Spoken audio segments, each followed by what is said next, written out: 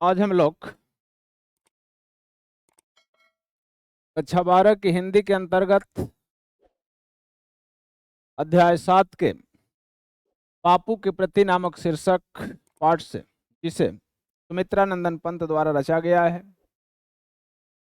इसमें सुमित्रा नंदन पंत द्वारा महात्मा गांधी अर्थात बापूजी को सच्ची भावांजलि के रूप में श्रद्धांजलि अर्पित की गई है।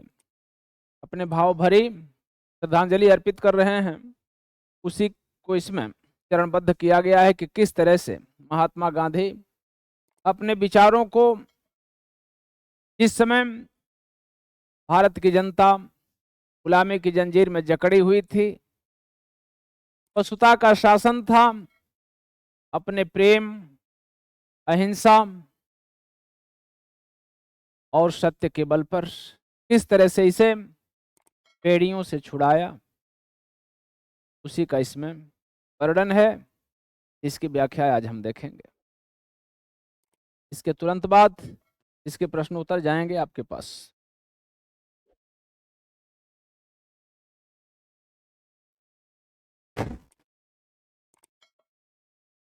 तुम मांसहीन तुम रक्तहीन,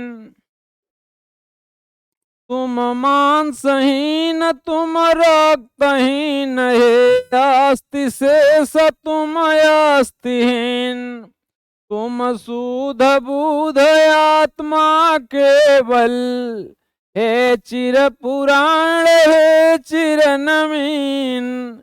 तुम पूर्ण इकाई जीवन की, आज समय असार भव शून्य लीन।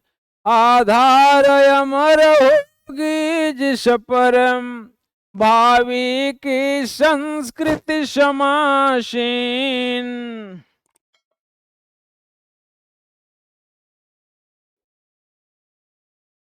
तुम मांसहीन तुम रक्तहीन, है अस्ति शेष तुम अस्तिहीन। कह रहा है कवि कि तुम मांसहीन, हे बापू तुम क्या हो, मांस से हीन हो, अर्थात तुम्हारे शरीर को देखने पर यह लगता है कि तुम्हारे शरीर में मांस नाम का चीज कोई नहीं है। तुम मांस से हीन हो, अर्थात शरीर में कोई मांस का अंश नहीं है। तुम रक्तहीन, लग रहा है कि रक्त भी प्रवाहित नहीं हो रहा है, बिल्कुल सूख गए हो। हे अस्थि शेष, हे अस्थि शेष अर्थात जिसके शरीर के अंदर मात्र अस्थियां ही शेष बची हो। तुम अस्थिहीन, या यूं कह लीजिए कि मानो तुम्हारी अस्थियां भी अस्थि से भी हीन हो चुके हो, अर्थात तुम्हारी अस्थियां भी कमजोर पड़ गई हो, दुर्बल हो गई हो। तुम शुद्ध बुद्ध आत्मा केवल, हे चिर पुराण हे चिर नवीन।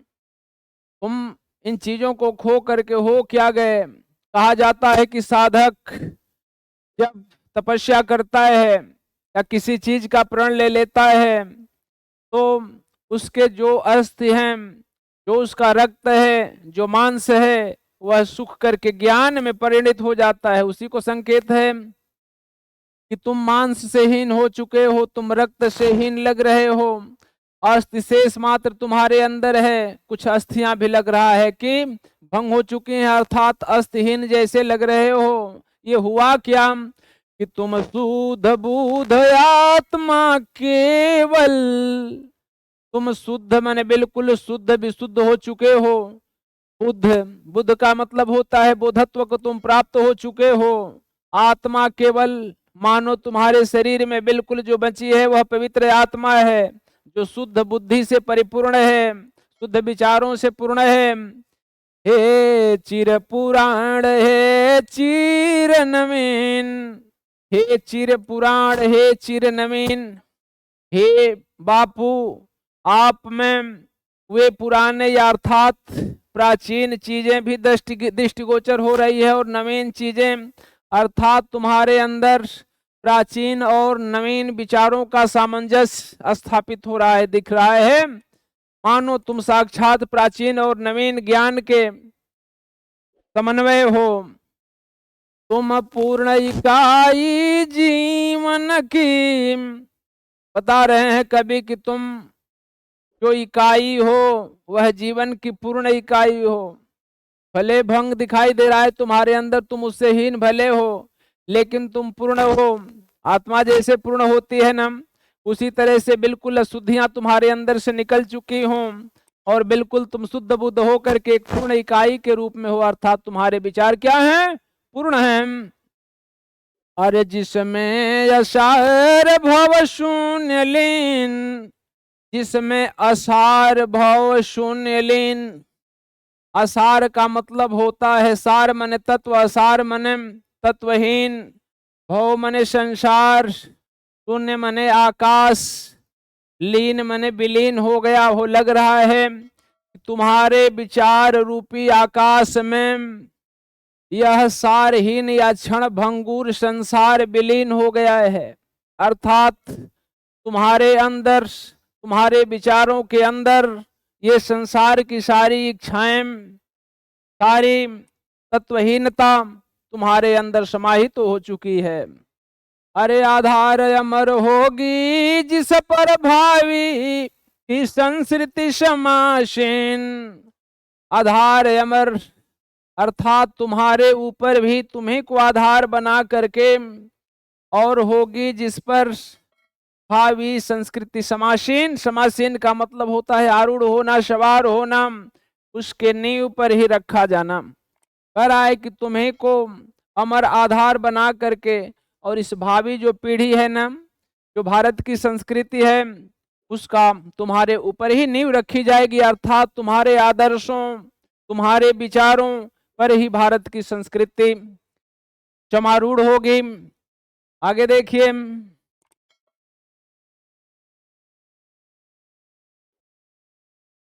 मुक्तक छंद में ये रचनाएं है। अरे तुम मांस तुम्ही हो रक्ति अस्थि, अनिरमित जिनस नवजुग का तन। तुम धान्य तुम्हारा निश्व त्याग, हे विश्व भोग का वर्षाधन।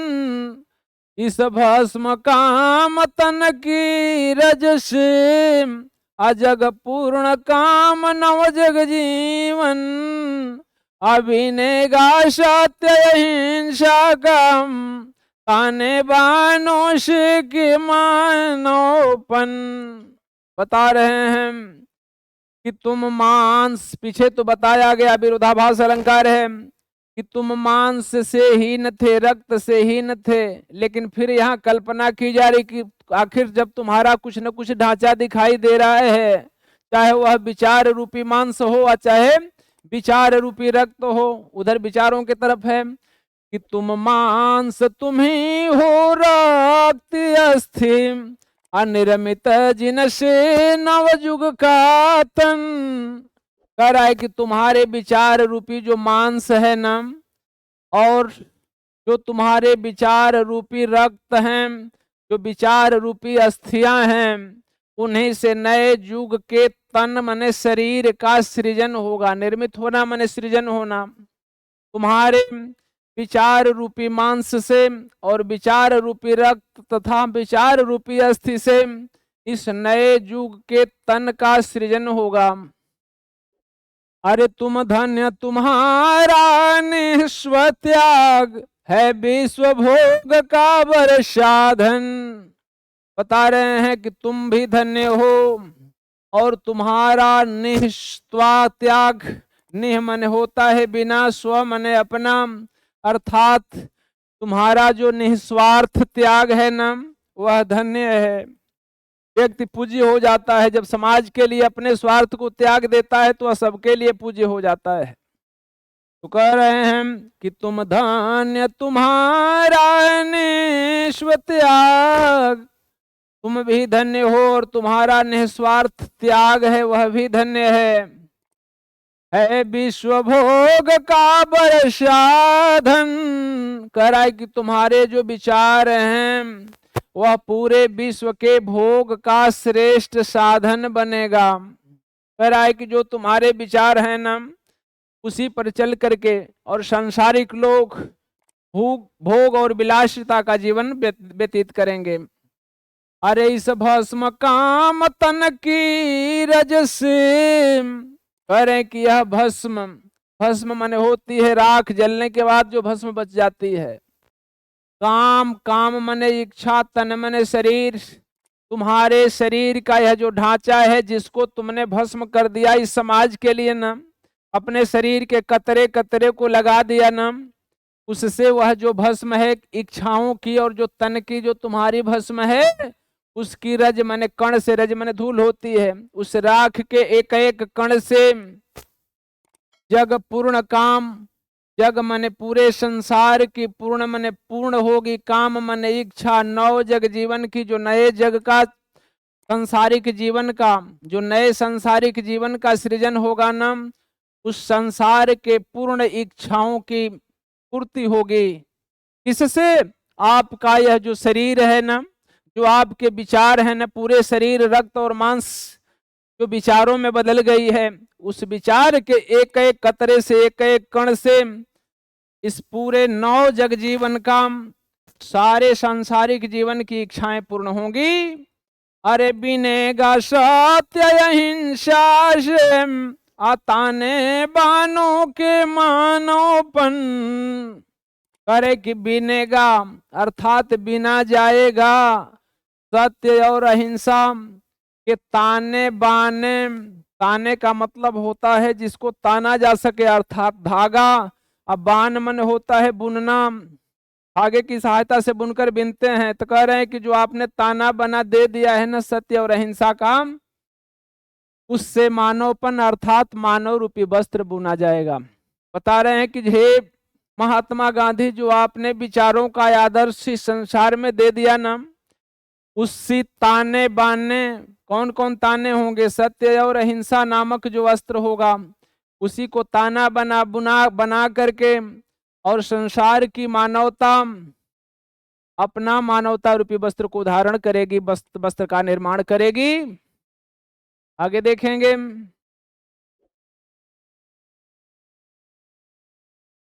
अरे सुख भोग खोजने आते सब, आया है तुम करने सत्य खोज। अजग मिट्टी, जग की मिट्टी के पुतले जन, तुम आत्मा के मन मनोज। अरे जड़ता हिंसा स्पर्धा में, भर चेतना अहिंसा नम्रोज। अपसुता का पंकज बना दिया, तुमने मानवता का सरोज। हे महात्मा गांधी, हे बापूजी, सुख भोग खोजने आते सब। ये संसारिक जीवन, सारे लोग क्या करते हैं, इस संसार में सुख और भोग ढूंढने के लिए आते हैं। जन्म लेता है मनुष्य तभी से सुख की आकांक्षा में इधर उधर घूमने लगता है और भोगना चाहता है, सुख का जीवन भोगना चाहता है ना।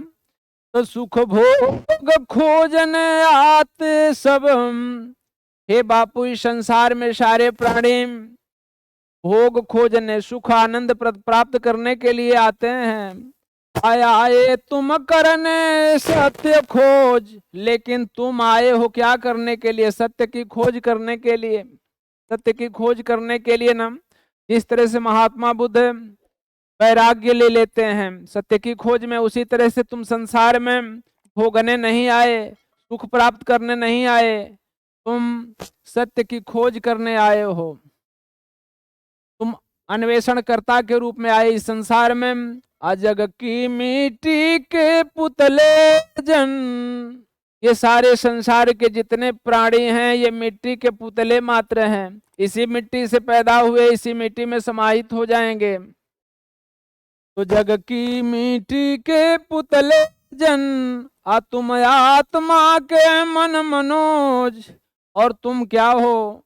तुम आत्मा के मन के मनोज। मनोज का मतलब होता है कामदेव। तुम तो मन के मनोज हो। मनोज का मतलब कामदेव, और कामदेव क्या है? अति सुंदर है, अति सुंदर। तो कह रहे हैं कि तुम अपने मन के अत्यंत सुंदर शुद्ध बुद्ध आत्मा स्वरूप हो। बकिया संसार के सारे लोग इस पंच तत्व से रचित हैं और इसी पंच तत्व में विलीन हो जाने वाले हैं, अर्थात मिट्टी के पुतले के समान हैं। तुम साक्षात आत्मा स्वरूप मन के सुंदर अवतार हो। अरे जड़ता हिंसा स्पर्धा में अभर चेतना हिंसा नम्रोज। तुमने क्या काम किया कि जड़ता, जो मनुष्य के अंदर जड़ता थी उसमें चैतन्यता भर दी। जो हिंसा करने वाले लोग थे, पशु प्रवृत्ति के थे, उनमें उन्हें अहिंसा का पाठ पढ़ाया।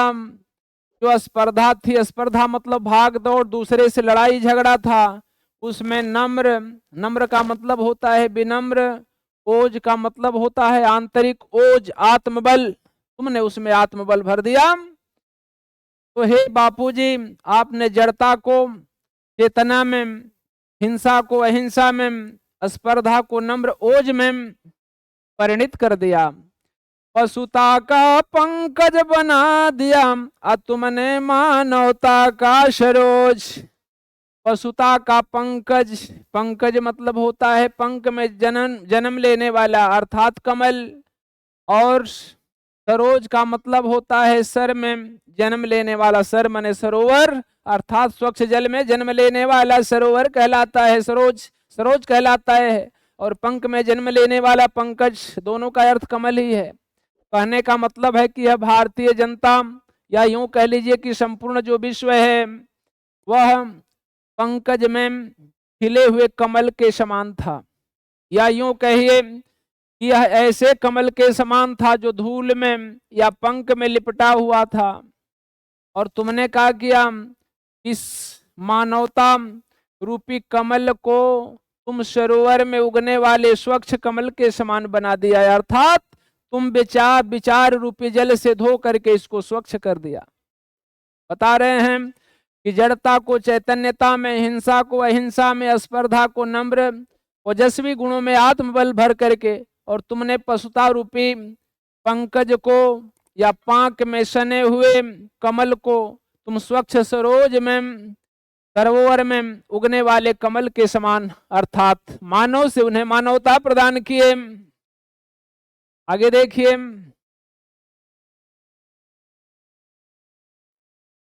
अरे पशु बल की कार से जग को दिखलाई आत्मा की विमुक्ति, अविद्वेष घृणा से लड़ने को सिखलाई दुर्जय प्रेम युक्ति, बर श्रम प्रसूति से की कृतार्थ तुमने विचार परिणित, विश्वानुरक्त है उक्ति अनासक्त, सर्वस्व त्याग को बना मुक्ति।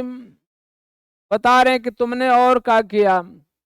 पशुबल की कारा से जग को, जिस समय तुम्हारा प्रादुर्भाव हुआ हे बापू, उस समय यह मानव या मानवता कारा में बंद थी। कारा मतलब होता है कारागार, जेल। पशुबल अर्थात अंग्रेजों के अधीन यह मानवता कारागार में, जेल में कराह रही थी। इस संसार को तुमने किया का कि जो कराह रही थी मानवता पशुता के जंजीर में जकड़ करके, जग को दिखलाई आत्मा की विमुक्ति। करे कि संसार को तुमने दिखाई मने दिखलाया, आत्मा मने इस आत्मा की विमुक्ति, विमुक्ति का मतलब होता है मोक्ष का मार्ग दिखाया। जो उन दिनों मानवता कारागार में अर्थात पशुता के कारागार में बंद थी, उसको तुमने निकाल करके और संसार को तुमने आत्मा के विमुक्ति का मार्ग दिखाया, अर्थात मानवता के मार्ग पर प्रशस्त कराया, चलाया। अरे विद्वेष घृणा से लड़ने को, अखलाई दुर्जय प्रेम युक्ति। विद्वेष, विद्वेष का मतलब होता है द्वेष, द्वेष का मतलब होता है एक दूसरे को देख करके जलना, ईर्ष्या करना। तो ये जो विद्वेष था, आपस में लोग देख करके जलते थे। एक राजा यहाँ का दूसरे राजा को देख करके जलता था, एक राजा दूसरे पर आक्रमण करता था। जो इस तरह की फूट थी, जलन थी, एक दूसरे को जो घृणा करते थे, आपस में लड़ा करते थे, उनको तुमने सिखा दिया। दुर्जय का मतलब कठिनाई से जीता जाने वाला, प्रेम युक्ति, प्रेम की युक्ति, युक्ति माने उपाय। बता रहे हैं कवि कि तुमने ऐसा प्रेम रूपी युक्ति सिखाई ना, कि जिससे कठिनाई से जिसको जीता जा सके, वैसे कठिनाई से जीतने वाली प्रेम युक्ति सिखा करके, और उन्हें विद्वेष घृणा से जो आपस में वे लड़ा करते थे, उनको तुमने मुक्ति का मार्ग दिखा दिया। अरे बर श्रम प्रसूति से की कृतार्थ, तुमने विचार परिणीत। अर्थात बर मने श्रेष्ठ, श्रम प्रसूति, श्रम मने होता है परिश्रम, प्रसूति मने जन्म लेने वाला, परिश्रम से जन्म लेने वाला। तो परिश्रम से क्या जन्म लेता है? कर्म। बता रहे हैं कि बर श्रम प्रसूति से की कृतार्थ, तुमने अपने श्रम प्रसूति अर्थात कर्म से की कृतार्थ। कृतार्थ का मतलब होता है धन्य कर देना। इस भारत भूमि को तुमने अपने कर्म का मार्ग दिखा करके और कृतार्थ कर दिया, धन्य बना दिया। तुमने विचार परिणित, अपने विचारों को परिणित कर दिया, अर्थात विचारों को बिल्कुल कर्म में बदल दिया। अर्थात जैसी कथनी थी वैसी ही करनी तुमने। संसार में तुम्हारे कथनी और करने में कोई अंतर नहीं था, संपूर्ण तुम्हारी कथनी करने में बदल करके तुमने कृतार्थ कर दिया इस भारत भूमि को। विश्वानुरक्त है उक्ति अनाशक्त, और सर्वस्व त्याग को बना मुक्ति। हे विश्वानुरक्त, विश्व में अनुरक्त रखने वाले, विश्व से प्रेम रखने वाले। अनुरक्त का मतलब होता है प्रेम। हे उक्ति अनासक्त, विरोधाभास अलंकार है। जहां तुम विश्व के प्रत्येक जन जन से प्रेम करते थे, अगाध प्रेम था न, और जहां अगाध प्रेम होता है वहां पर मनुष्य में आसक्ति जग जाती है। लेकिन तुम तो इससे परे थे, सबसे प्रेम रखते हुए भी इस संसार के प्रति तुम्हारी कोई आसक्ति नहीं थी, तुम अनासक्त थे। तो विश्वानुरक्त है उक्ति अनासक्त, तुम क्या थे? तुम विश्वानुरक्त, विश्व के प्रति प्रेम रखते हुए भी संसारिक मोह माया से आसक्त थे, मोह माया से अनासक्त थे। अर्थात तुम में इस तरह की आसक्ति नहीं थी। सर्वस्व त्याग को बना मुक्ति, तुमने सर्वस्व त्याग को ही, अपने संपूर्ण त्याग को ही मुक्ति का मार्ग बना दिया। आगे देखिए, अरे उर के चरखे में कात सूक्ष्म, जुग जुग का विषय जनित विषाद, अगुंजित कर दिया गगन जग काम, अभर तुमने आत्मा का निनाद। अरंग रंग खद्दर के सूत्रों में, आज नवजीवन आशा इस प्रहलाद, मानवी कला के सूत्रधार, हर लिया यंत्र कौशल प्रवाद। बताया जाता है कि जिस समय गांधी जी का प्रादुर्भाव हुआ, अंग्रेजों का, कहा जाता है कि सूर्यास्त नहीं होता इस पृथ्वी पर, अर्थात विश्व के कई देशों में ये राज्य किया करते थे उस समय।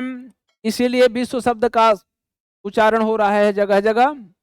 तो कह रहे कि उर के चरखे में कात सूक्ष्म, कह रहा है कि सूक्ष्म का मतलब सूत का प्रतीक है। तुमने उर मने हृदय, हृदय रूपी चरखे में तुमने सूक्ष्म मने महीन महीन धागे काट करके, और कैसा धागा था? विचार रूपी धागा। करे कि तुमने अपने विचार रूपी धागा से ताना बाना बुना, सूत को काट करके जुग जुग का विषय जनित, जुगों जुगों से आ रहा विषय जनित विषाद अर्थात विषयों से जन्म लेने वाला विषाद मन दुख, जो बहुत जन्म जन्मांतर अर्थात कई वर्षों से जो जन्मा हुआ दुख था, मानो जो भोग रहा था ना, अपने विचार रूपी सूत को काट करके उस उक्ति से तुमने क्या किया कि गुंजित कर दिया गगन जग काम। इस गगन मने आकाश, इस संसार रूपी आकाश को गुंजायमान कर दिया, गुंजित कर दिया। अभर तुमने आत्मा का निनाद, तुमने अपने आत्मा के विचार रूपी निनाद मन ध्वनि से पूरे आकाश को गुंजायमान कर दिया। कहने का तात्पर्य है कि हे बापू, तुम अपने हृदय में उठने वाले विचार रूपी चरखे से जो सूत काता, उससे जुगों जुगों से विषय जनित जो विकार थे और उसके कारण जो व्यक्ति कष्ट को भोग रहा था, विषाद, विषाद का मतलब होता है विशेष अवसाद, विशेष कष्ट जो भोग रहा था, उसको तुमने क्या कर दिया कि गुंजित कर दिया गगन जग काम। अभर तुमने आत्मा का निनाद, तुम आत्मा अर्थात आत्मा रूपी पवित्र विचारों को जन्म दे करके और पूरे संसार रूपी आकाश को गुंजित कर दिया, गुंजायमान कर दिया उस ध्वनि से। अरे रंग रंग खदर के सूत्रों में नवजीवन आशा इस प्रहलाद, करा था कि उस समय जो संसार रंग बिरंगे श्वेत, तो कहीं काले, तो कहीं ऊंच, कहीं नीच, जो विभिन्न प्रकार के धागे थे, खद्दर के धागे, उसी तरह से कह रहा है कि जैसे तुमने खाद के वस्त्र, खादी वस्त्र का तुमने जो धागा बिना न, वह मानो वह खादी वस्त्र के धागे नहीं हो, वह जाति पात, ऊंच नीच, काले श्वेत के बीच जो भेद था, उन सूत्रों को रंग रंग मने विभिन्न प्रकार के रंगों में जो गुथे हुए थे, नवजीवन आशा इस प्रहलाद, उनको नया जीवन प्रदान कर दिया, नई आशाएं जागृत कर दी। इस प्रहलाद का मतलब हार्दिक आह्लाद, खुशी, प्रसन्नता, परम आनंद की प्राप्त करा दिया तुमने। अरे मानवी कला के सूत्रधार, हे बापू, आप तो मानव की कलाओं से परिपूर्ण हैं, तो मानवी कला के सूत्रधार, हे मानवी या मानवीय गुणों के कला से परिपूर्ण या सूत्रधार, हे कर्णधार, हर लिया यंत्र कौशल प्रवाद, तुमने जो यंत्र का अर्थात औद्योगिक क्रांति का जो जमाना आया था ना, लोग अंधाधुंध की लड़ाई में लड़ा करते थे, उन्होंने बताया ये मशीन कोई काम नहीं करेगी, हम भारतवासी अपने यहाँ रुई पैदा करेंगे, अपने हाथों से सूत काटेंगे और अपने ही उसको बुनेंगे और अपने ही उन्हें पहनेंगे, हमें कोई मशीन की जरूरत नहीं है। तो बता रहे हैं कि मानवी कला के सूत्रधार, हर लिया यंत्र कौशल प्रवाद, वह यांत्रिक युग बन चुका था, उस युग में तुमने सबको सिखा दिया कि यह यंत्रीकरण नहीं, यह जो विवाद है इसको छोड़ करके इस यांत्रिक युग का कोई अर्थ नहीं है। तुम कलाकार के रूप में, मानवता के कला के सूत्रधार के रूप में इसको हर लिया, मैंने समाप्त कर दिया, इस प्रवाद को ही समाप्त कर दिया। आगे देखिए, अरे साम्राज्यवाद कंस था, साम्राज्यवाद था कंस बंदिनी मानवता, पशुता बलाक्रांत श्रृंखला दासता प्रहरी बहु, अनिर्मम शासन पद शक्ति भ्रांत, कारागृह में दे दिव्य जन्म, मानवात्मा को मुक्त कांत, अजन शोषण की जमुना बढ़ती, तुमने कीनत पद प्रणत शांत। कल्पना कर रहे हैं कि जिस तरह से द्वापर के जमाने में कंस का साम्राज्य चलता था, द्वारिकापुरी में, मथुरा में कंस का राज्य था, पूरी वहां की मानवता रूपी देवकी और वासुदेव जेल में बंद थे। और क्या करते थे, यह जो पशुबल था उससे आक्रांत थी। उसी प्रकार से हे बापू, जब तुम जन्म लिए, तुम्हारा जब प्रादुर्भाव हुआ न, तो यह साम्राज्यवाद था, यहाँ फैला हुआ था। जैसे कंस का जमाना था, उसी तरह से यहाँ पर क्या था, यहाँ पर पूरे भारत भूमि का कह लीजिए कई देशों पर अर्थात पूरे विश्व में कंस का शासन था। और बंदिनी मानवता, मानवता बंदिनी थी, अर्थात मानवता रूपी देवकी क्या थी, बंदिनी थी, बंदी गृह में बंद थी, पशुबलाक्रांत। और उसके ऊपर पशुबल आक्रांत था, आच्छादित था। श्रृंखला दासता प्रहरी बहु, दासता का मतलब होता है गुलामी, श्रृंखला मन होता है जंजीर। कह रहा है कि यह जो स्वतंत्रता है या जो दासता की जंजीर में यह जकड़ा हुआ था मानव। प्रहरी बहु, और उसकी देख रेख करने के लिए बहुत से प्रहरी लगाए गए थे। प्रहरी कैसे थे, प्रहरी माने पहरेदार। निर्मम शासन पद शक्ति भ्रांत, कह रहा है कि वे निर्मम थे, निर्दयी थे, शासन के पदों पर बैठे थे, बड़े बड़े पदों पर आसीन थे, शक्ति भ्रांत, और अपनी शक्ति के मद में भ्रांत थे, भ्रमित थे, अर्थात लोगों को तरह तरह से वेदना प्रदान करते थे। तो साम्राज्य कंस था, बंदिनी मानवता पशुबलाक्रांत, श्रृंखला दासता प्रहरी बहु, निर्मम शासन पद शक्ति भ्रांत। हे बापू, जिस समय आपका प्रादुर्भाव हुआ उस समय जैसे द्वापर में देवकी और वासुदेव जेल में तड़प रहे थे ना, और कृष्ण जन्म लेकर के और साम्राज्यवाद को समाप्त करके कंस को मार करके और बंदिनी देवकी और वासुदेव को मुक्त कराया, उसी तरह से तुम जन्म लिए। क्या बता रहे हैं आगे कि साम्राज्यवाद कंस धाम, बंदिनी मानवता पशुबलाक्रांत। कह रहा है कि साम्राज्यवाद कंस जैसा यहाँ पर साम्राज्यवाद था, अंग्रेजों का राज्य था, और यह संपूर्ण मानवता बंदिनी बनी हुई थी, कारागार में बंद थी। पशुबलाक्रांत, ऊपर से आक्रांत अर्थात सताने वाले विभिन्न प्रकार के आक्रांतिकारी उन पर बल आरोपित कर रहे थे। यह पूरी मानवता दासता की श्रृंखला में जकड़ी हुई थी, और बहुत सारे प्रहरी जो निर्मम थे, बिना माया मोह के थे, वे ऊंचे ऊंचे पदों पर विराजमान थे, और शक्ति के कारण भ्रांतिमान थे, अर्थात पशुबल के कारण वे भ्रांत होकर के, भ्रमित होकर के और लोगों को सता रहे थे। तो कारागृह में दे दिव्य जन्म, अर्थात उसी समय कारागार में जिस तरह से कृष्ण ने जन्म लिया ना, उसी तरह से इस मानवता के जेल में यह बापू जी आपका प्रादुर्भाव हुआ, जन्म लिए आप। अरे मानव आत्मा को मुक्त कांत, यह मानव आत्मा को मुक्ति प्रदान करने वाले कांत, कांत का मतलब होता है प्रकाशित करने वाला, क्रांति प्रदान करने वाला, कांति माने होता है प्रकाश।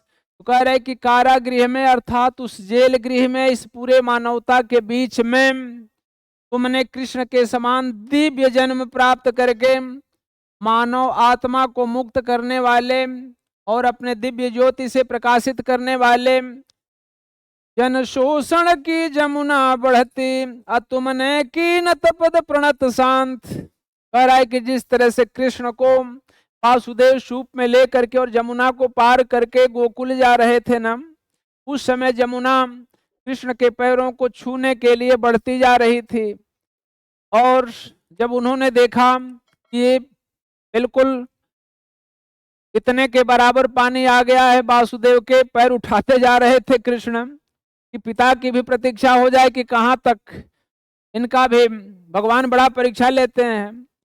तो सोच रहे थे कि देखा जाए कि हमें फेंक देते हैं या फिर क्या करते हैं। जब देखे उन्होंने कि नहीं, इनका प्रेम हमारे प्रति अगाढ़ है, तो पैर को स्पर्श कराते हैं और जमुना नीचे चली जाती है। ऐसा प्रमाण मिलता है, उसी को बता रहे हैं कि जन शोषण की जमुना बढ़ती तुमने नत पद प्रणत शांत। कह रहे कि जो जन शोषण, जनता का शोषण अंग्रेजों द्वारा किया जा रहा था ना, वह उसकी जमुना बढ़ती जा रही थी, अर्थात लिप्सा।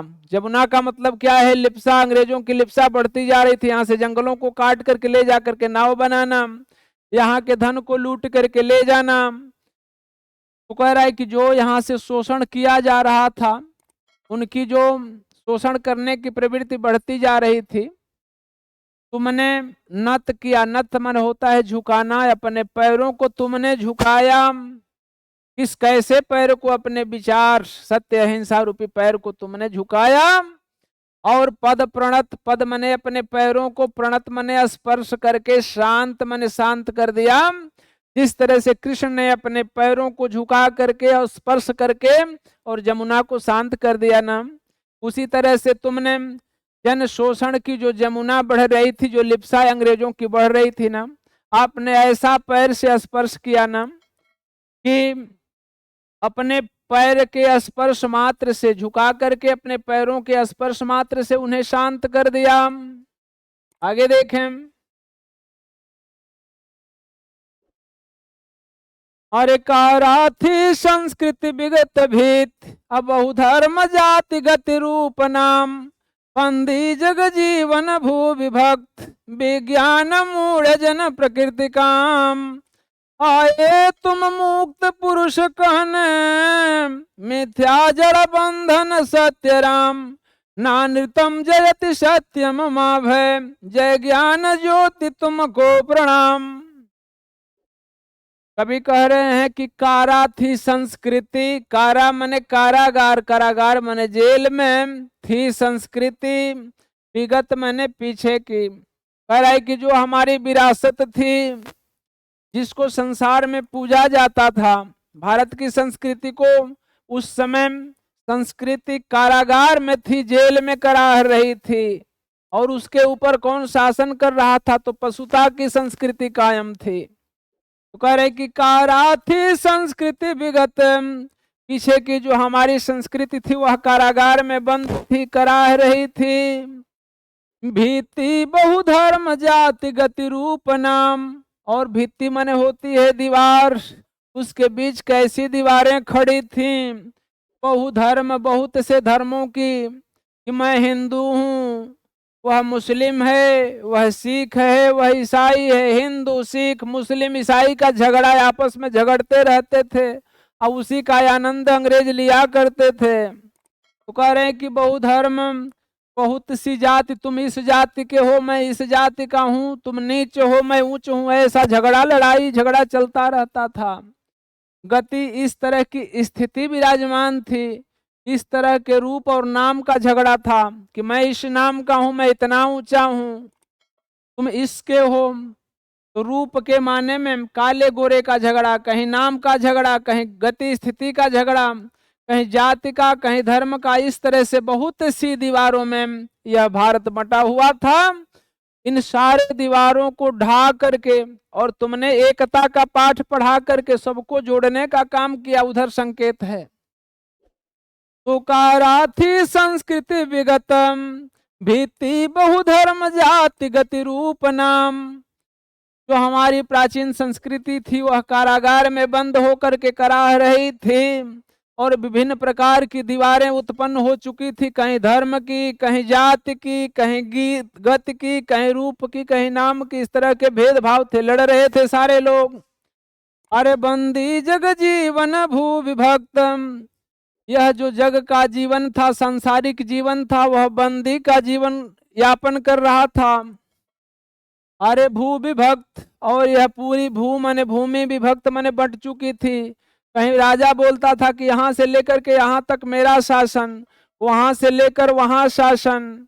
इस तरह से पूरी पृथ्वी बंटी पड़ी थी। अंग्रेज करते क्या थे कि एक राजा से भेंट करते थे, कहते थे कि चलो मैं उसको मरवा देता हूँ और उसका आधा राज तुम्हारा और आधा मेरा। और जब वहां का आधा ले लेते तो फिर उसको मिलाते थे, कहते थे कि चलो उसको मार दो। और इस तरह से उसमें से आधा आधा, धीरे धीरे आधा आधा आधा आधा करते करते ये 1.5 से 1.25 शेर हो गए पूरे पृथ्वी पर। इनका साम्राज्य हो गया। फूट डालो और राज्य करो, उसी को बता रहा है कि बंदी जग जीवन भू विभक्त, संसारिक जीवन बंदी था, कराह रहा था।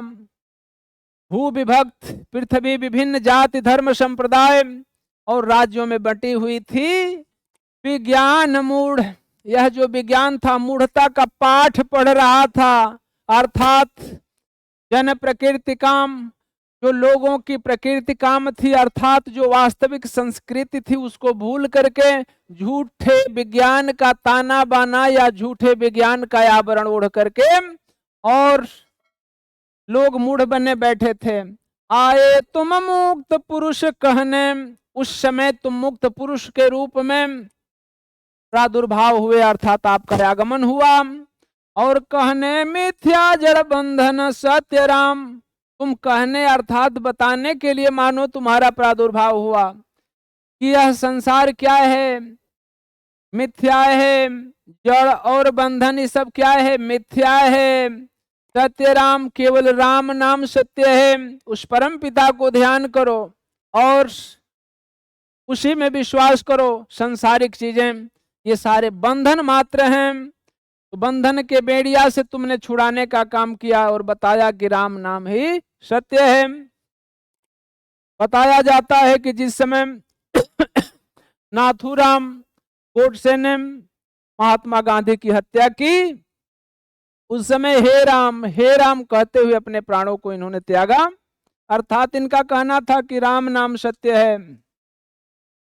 और क्या बताया कि नानृतम जयति सत्यम मां भय, जय ज्ञान ज्योति तुमको प्रणाम। ना धन अनृतम, न अनृतम, अनृतम मने होता है झूठ, ना मने नहीं, जयति मने जय, अर्थात झूठ की जय नहीं होती है। ना मने नहीं, अनृतम मने झूठ की, जयति मने जय, झूठ की जय नहीं होती, सत्यम सत्य की जीत होती है। मां मत करो भय मन डर, ये भारतवासियों संसार में कभी असत्य की जीत नहीं होती, सत्य की जीत होती है, इसलिए तुम डरो नहीं। मां भय, मत डरो, भय मत करो। जय ज्ञान ज्योत, इस तरह की ज्ञान के ज्योति स्वरूप हे ज्ञान के पुंज बापूजी, तुमको प्रणाम, तुमको मैं सतत प्रणाम करता हूं। इस प्रकार से आज इसकी व्याख्या पूर्ण होती है। ठीक इसके पीछे इससे संबंधित प्रश्नोत्तर की वीडियो जाएगी। आप इस तरह की वीडियो देखें और अधिक से अधिक गहराई तक ज्ञान प्राप्त करें। इसी के साथ बहुत सारी शुभ कामनाओं के साथ आप लोगों को बहुत बहुत धन्यवाद देते हुए TR.AN क्लासेस चैनल की तरफ से बहुत बहुत शुभकामनाएं।